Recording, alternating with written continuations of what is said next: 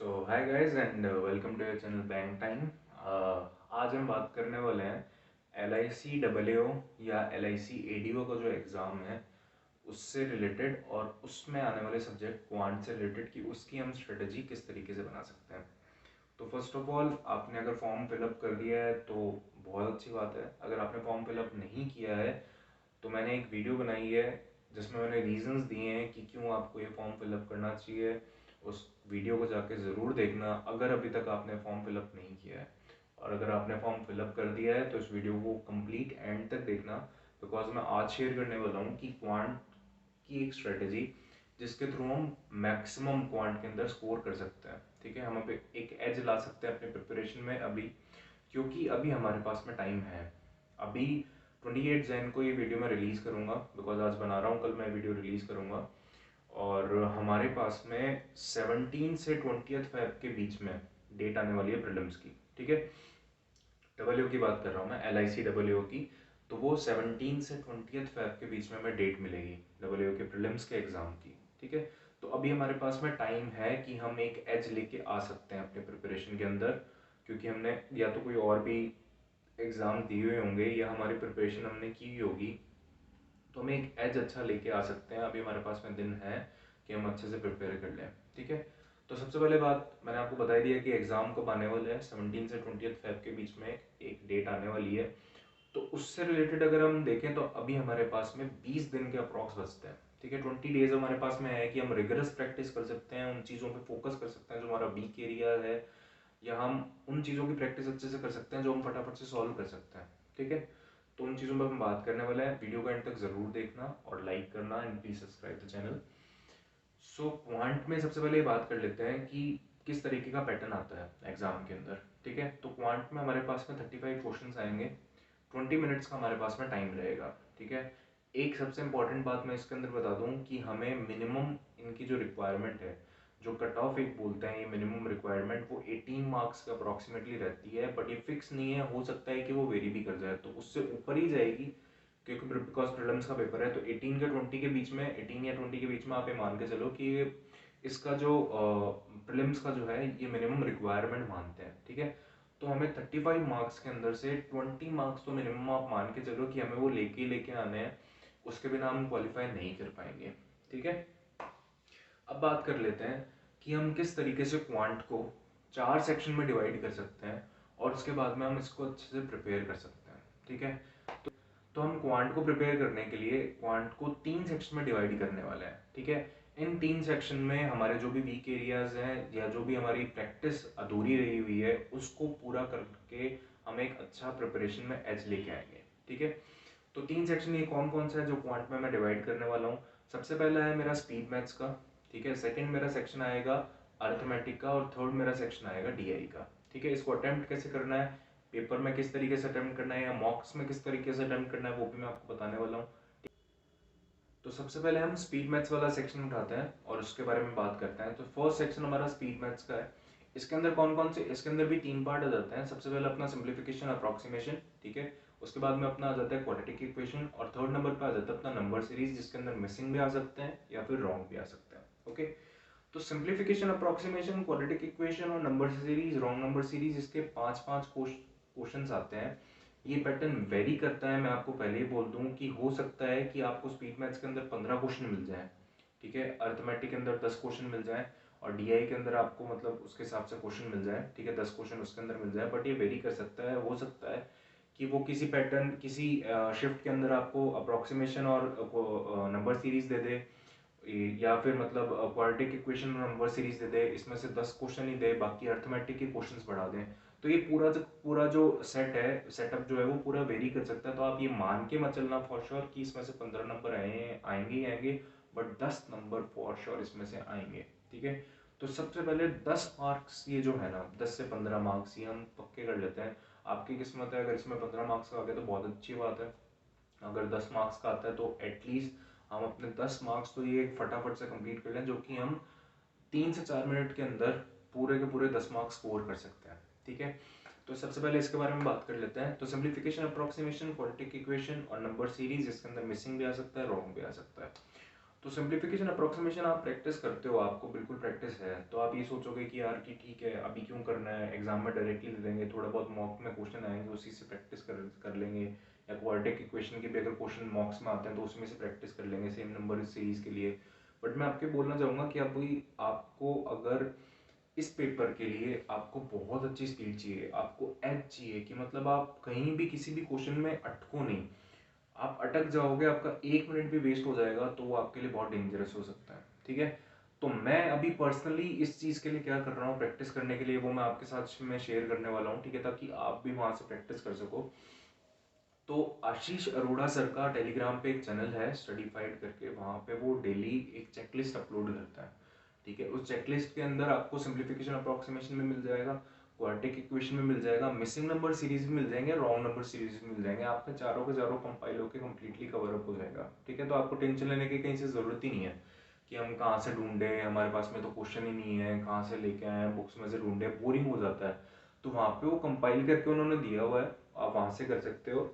दूसरा एक और सोर्स भी है, अगर आप यूट्यूब पे करना चाहो तो यूट्यूब पे भी अभी काफ़ी सारे टीचर्स हैं जो LICWO के लिए करवा रहे हैं, तो वो डेली बेसिस पे प्रैक्टिस भी करवा रहे हैं, तो आप वहाँ से भी कर सकते हो अगर आप करना चाहो तो। ठीक है, तो यहाँ पे चेकलिस्ट की बात कर लेते हैं। तो सिंप्लीफिकेशन अप्रोक्सीमेशन में कहाँ पे प्रॉब्लम आ जाती है कई बार कि फ्रैक्शंस में अगर आपके वीक हैं, बहुत सारे स्टूडेंट्स का फ्रैक्शन जो पार्ट होता है वो वीक होता है, तो आप फ्रैक्शंस वाले जो सिंप्लीफिकेशन है या फिर क्वाड्रेटिक इक्वेशन के बारे में मैं आपको बता दूं कि अभी SBI क्लर्क के मेंस का मैं जो पेपर दे के आया था उसके अंदर काफ़ी सारे स्टूडेंट्स ने क्वाड्रेटिक इक्वेशन वाले छोड़ दिए थे, बिकॉज मैंने पर्सनली 2 क्वेश्चन छोड़ दिए थे क्योंकि मुझे ऐसा लग रहा था कि फ्रैक्शन है यार, फ्रैक्शन में कहीं अटक नहीं जाए, बाद में पता चले कि 1.5 से 2 मिनट वेस्ट भी हो गया और उसके बाद में क्वेश्चन भी नहीं बन रहा, तो इससे बेटर कोई और क्वेश्चन कर लेते हैं, बट वो बहुत इजी क्वेश्चंस थे। ठीक है, तो क्वाड्रेटिक इक्वेशन के अंदर भी जितना आप वेराइटीज के क्वेश्चन कर सकते हो, सिंप्लीफिकेशन अप्रोक्सीमेशन के अंदर जितनी वेराइटीज के क्वेश्चन कर सकते हो, फ्रैक्शन के क्वेश्चन देख लिए, क्वाड्रेटिक में जो रूट के क्वेश्चन है, जैसे सपोज एक रूट का क्वेश्चन आ गया, ठीक है, और उसके अंदर कौन कौन सी ट्रिक्स लगती हैं, जैसे कि मैं आपको ट्रिक्स की भी वीडियो बता दूंगा, जो जो मेरे पास में क्वांट की या रीजनिंग की जो भी ट्रिक्स लगती है नॉर्मल क्वाड्रेटिक इक्वेशन के अंदर, वो भी मैं आपको बताऊंगा एक वीडियो के अंदर। ठीक है, तो आप वहां से देख सकते हैं। तो इनकी रिग्रेस प्रैक्टिस डेली बेसिस पे करनी बहुत ज़रूरी है। उस चेकलिस्ट पे आप जाओगे तो आपको अर्थमेटिक DI सब कुछ वहाँ पे मिल जाएगा। ठीक है, तो वो चेकलिस्ट ज़रूर, मैं तो वही सॉल्व कर रहा हूँ, आप पर्सनली अगर करना चाहें तो ज़रूर करिए, नहीं तो आप यूट्यूब पे भी किसी टीचर्स के थ्रू में सिंप्लीफिकेशन या क्वाड्रेटिक इक्वेशन नंबर सीरीज के क्वेश्चन कर सकते हैं। अब इसके अंदर मेजर प्रॉब्लम एक ही आती है सारे स्टूडेंट्स को कि रॉन्ग नंबर सीरीज में ज़्यादा प्रॉब्लम आती है, मिसिंग नंबर सीरीज में कम प्रॉब्लम आती है। तो मैं आपको बोलना चाहूँगा कि अगर आपको प्रॉब्लम आती है रॉन्ग नंबर सीरीज में तो इसकी प्रैक्टिस करनी बहुत ज़रूरी है। वहाँ पे अगर क्वेश्चन अटक गया, वहाँ पे आपको क्लिक नहीं किया कि यहाँ पे क्या बन रहा है, डिफरेंस डिफरेंस लेना है या मल्टीप्लिकेशन हो रहा है या डिवीजन हो रहा है या इसके अंदर कोई क्यूब या स्क्वायर के कुछ फॉर्मूला लग रहे हैं या उसमें कोई कौन सा नंबर आ रहा है, अगर वो क्लिक नहीं करता है आपको तो आपके जितना भी टाइम है आपका, आपने 1 मिनट या 1.5 मिनट जितना भी लगाया वो आपका वेस्ट हो जाएगा। और कई बार क्वेश्चन में अटक जाता है, ईगो पे आ जाती है वो चीज़ कि ये क्वेश्चन हो कैसे नहीं रहा। ठीक है, तो उसकी वजह से भी टाइम वेस्ट हो जाता है। तो मैं आपको इसलिए बोलूँगा कि रॉन्ग नंबर सीरीज और मिसिंग नंबर सीरीज की आप जितनी प्रैक्टिस कर सकते हो उतनी प्रैक्टिस करो। उस चेकलिस्ट में दिए हुए हैं 20-20 क्वेश्चन दिए हुए हैं, वहाँ से करो, नहीं तो यूट्यूब से कर लो, बट प्रैक्टिस बहुत ज़्यादा ज़रूरी है इन चीज़ों की, इस तरीके से कि आप 4 मिनट के अंदर अंदर 10 या 15 नंबर जितने के भी क्वेश्चन आए हुए हों वो आप कंप्लीटली कवर अप कर सको। ठीक है, तो ये बात होगी अपनी स्पीड मैथ्स की। सेकंड सेक्शन में आ जाते हैं, जो कि मैं मॉक में भी आपको बता देता हूँ कि सबसे पहले मैं ढूंढ के क्वेश्चंस को ढूंढ के मैं सिंप्लीफिकेशन या क्वाड्रेटिक इक्वेशन या सीरीज का जो भी क्वेश्चन होता है मैं पहले ढूंढ के करता हूँ। सेकंड पॉइंट पे आ जाता है, सेकंड जो मैं चीज़ उठाता हूँ मॉक्स में भी या जो मैं रियल एग्जाम देता हूँ उस पर भी, वो DI का पार्ट आता है। ठीक है, तो DI के अंदर भी हम बात कर लेते हैं कि जैसे पाई चार्ट आ गया, बार ग्राफ आ गया, टेबुलर फॉर्म्स में आ गया, मिसिंग टेबुलर फॉर्म आ गई, ये एक अलग पार्ट हो गया और केसलेट अलग पार्ट हो गया। ठीक है, सबसे ज्यादा प्रॉब्लम जो आती है स्टूडेंट्स को आती है केसलेट के अंदर, तो सबसे पहले केसलेट से स्टार्ट कर लेते हैं। केसलेट के लिए आपको अर्थमेटिक आपके टॉपिक्स कुछ स्ट्रॉन्ग होने चाहिए। जैसे अर्थमेटिक का टॉपिक हो गया रेशियो एंड प्रोपोर्शन, या फिर अर्थमेटिक का जो टॉपिक हो गया परसेंटेज।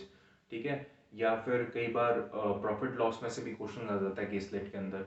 तो रेशियो प्रोपोर्शन और परसेंटेजेस ये दो ऐसे टॉपिक्स हैं जिसमें मोस्टली केसलेट बन के आती है, तो ये आपके बहुत अच्छे स्ट्रॉन्ग होने चाहिए। अगर आपके ये स्ट्रॉन्ग है तो आप आराम से केसलेट वहाँ पे बना सकते हो। ठीक है, अगर आपके स्ट्रांग नहीं है, अगर आपको लगता है कि मेरे ये टॉपिक्स वीक हैं, बाकी सारे टॉपिक्स तो मैंने कर रखे हैं, वैसे जनरली ऐसा पॉसिबल नहीं है कि अगर आपके ये टॉपिक्स वीक हैं तो आपका अर्थमेटिक स्ट्रांग हो, बहुत रेयर चांस है, बिकॉज ये बेस है, दो टॉपिक्स रेशो प्रोपोर्शन और परसेंटेजेस, ये बेस है, ठीक है।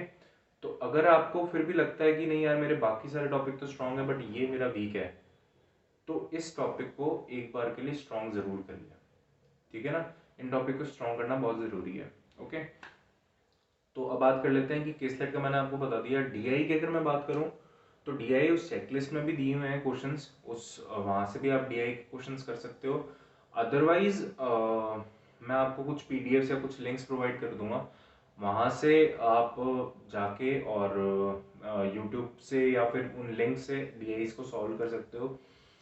तो डीआईज के लिए मैं आपको बोलूंगा कि डेली बेसिस पे करना जरूरी है, क्योंकि वहां पे वो कॉन्सेप्ट अगर क्लिक नहीं करता है तो फिर प्रॉब्लम आ सकती है, ठीक है। तो केसलेट अगर आपको लगता है कि केसलेट हमारी वीक है, तो एक बार रेशियो प्रोपोर्शन और परसेंटेज वाला टॉपिक अच्छे से करके जाना, अच्छे से उसकी प्रैक्टिस कर लो, तो आपकी केसलेट में भी आपको प्रॉब्लम नहीं आएगी। और डीआई के लिए जो है, डीआई के लिए मैं आपको बता देता हूँ कि कम से कम 10 क्वेश्चन आने वाले हैं डीआई पे से, एक डीआई नहीं आएगी, एक हो सकता है कि एक डीआई आ जाए, केसलेट आ जाए, या दोनों की दोनों डीआई आ जाए, बट 10 क्वेश्चन इसमें से फॉर श्योर है, ठीक है। तो आपने इतना कर लिया, यहाँ से आपके अभी 10 to 15 नंबर्स अपने स्पीड मैथ से हो गए, 10 मार्क्स अपन ने यहाँ पे स्कोर कर लिया, ठीक है। अब बात कर लेते हैं अर्थमेटिक की। तो अर्थमेटिक एक ऐसा टॉपिक है जिसमें बहुत सारे स्टूडेंट्स डरते हैं कि हम अर्थमेटिक किस तरीके से करें, हमें आइडिया ही नहीं है कोई। तो अर्थमेटिक के लिए जो इम्पोर्टेंट चीज़ें हम आपको बताने वाला हूँ, सबसे पहली चीज़ जो आती है अर्थमेटिक के लिए वो है कैलकुलेशन, ठीक है। कैलकुलेशन सबसे इम्पोर्टेंट पार्ट है अर्थमेटिक के लिए, ठीक है ना। तो अगर आपको स्क्वायर्स 1 to 50, क्यूब्स 1 to 20 और टेबल्स आपकी 1 से लेकर 30 तक, आपकी 30 up to 30 टेबल्स अगर आपको आती हैं, तो आपकी कैलकुलेशन ऑटोमेटिकली सही हो जाएगी। और बिलीव मी, अगर आपको ऐसा लग रहा है कि हमने तो अभी तक ये सब कुछ किया हुआ ही नहीं है, हमारे बिल्कुल अभी भी बिल्कुल याद ही नहीं है हमें, अभी भी 20 दिन है, मैं डेली बेसिस पे एक वीडियो अपलोड करूंगा जिसके अंदर मैं वहाँ पे लिख के आपको बताऊंगा, ठीक है, कि टेबल स्क्वायर्स और क्यूब्स वहाँ से आप देख सकते हो। सिर्फ आप रोज डेली बेसिस पे देख लेना कि हाँ हम ये देख रहे हैं, उसी से आपको एक आइडिया लग जाएगा कि हाँ ठीक है, दिमाग में से एक निकलता रहता है ना कि हाँ यार ठीक है, ये नंबर यहाँ पे आ रहा है, ये नंबर यहाँ पे आ रहा है। उसकी वजह से आपको क्वाड्रेटिक इक्वेशन में भी बहुत हेल्प मिलेगी, और आपको कैलकुलेशन अर्थमेटिक डीआई में ऑब्वियसली वहाँ पे तो हेल्प मिलनी है जो मिलनी है। रॉन्ग नंबर सीरीज में भी आपके स्क्वायर्स और क्यूब बहुत काम आने वाले हैं, क्योंकि वहाँ पे भी कॉन्सेप्ट स्क्वायर्स और क्यूब्स का लगता है, तो वहाँ पे आपको हेल्प मिल जाएगी, ठीक है। तो डेली बेसिस पे वो जरूर देखना। एक कैलकुलेशन की बात होगी। सेकंड चीज की बात कर लेते हैं हम कि कौन कौन से टॉपिक्स अभी बहुत इंपॉर्टेंट है जिनका रिवीजन करना जरूरी है, ठीक है। तो रिवीजन के बेसिस में मैं आपको बता दूं, ratio proportion, percentage, profit loss, SICI, और इसके बारे में बात करें तो पार्टनरशिप का जो टॉपिक हो गया ये, और बोट एंड स्ट्रीम, ये 6 टॉपिक अगर आप कर लेते हो तो मैक्सिमम क्वेश्चन इसी में से बनते हैं। मिक्सचर एंड एलिगेशन आप करना चाहो तो कर सकते हो, बट वो थोड़ा सा डीप है, वो थोड़ा कॉम्प्लिकेटेड पड़ता है टॉपिक। मिक्सचर एंड एलिगेशन तो आप नहीं करना चाहो तो मत करो भले, बट ये जो 6 टॉपिक्स हैं ये सबसे सबसे ज़्यादा इंपॉर्टेंट है। अगर आप इनको एक बार रिवाइज कर लेते हो, इनको एक बार देख लेते हो, तो आपका अर्थमेटिक ऑटोमेटिकली आप क्वेश्चन बना सकते हो, 5 से 6 क्वेश्चन, कोई भी आपको प्रॉब्लम नहीं आएगी, ठीक है। तो ये, हाँ, अर्थमेटिक के मैं आपको बता देता हूँ, अर्थमेटिक के 10 क्वेश्चन भी आ सकते हैं और 15 क्वेश्चन भी आ सकते हैं। यहाँ पे स्पीड मैथ्स के आपके 5 क्वेश्चन कम हो जाएंगे, तो अर्थमेटिक में भी 5 क्वेश्चन बढ़ सकते हैं। और हो सकता है कि स्पीड मैथ में से घटा के वो डीआई के अंदर भी 10 क्वेश्चन से 15 क्वेश्चन कर दे, कि 2 डीआई दे दे, एक केसलेट दे दे, या तीनों की तीनों डीआई दे दे, ठीक है। तो ये क्वांट की स्ट्रेटेजी थी, और मैं कुछ कुछ और जैसे क्वाड्रेटिक इक्वेशन की जो ट्रिक्स हैं, या फिर जो फ्रैक्शंस हैं, ठीक है, जो फ्रैक्शंस आता है रेशियो एंड प्रोपोर्शन के अंदर, जो फ्रैक्शंस की वैल्यूज आती हैं, या टेबल्स हैं, स्क्वायर्स हैं, क्यूब्स हैं, उन पे मैं डेली बेसिस पे वीडियो बनाऊंगा अभी, तो वो आप ज़रूर से देखना। And all the best.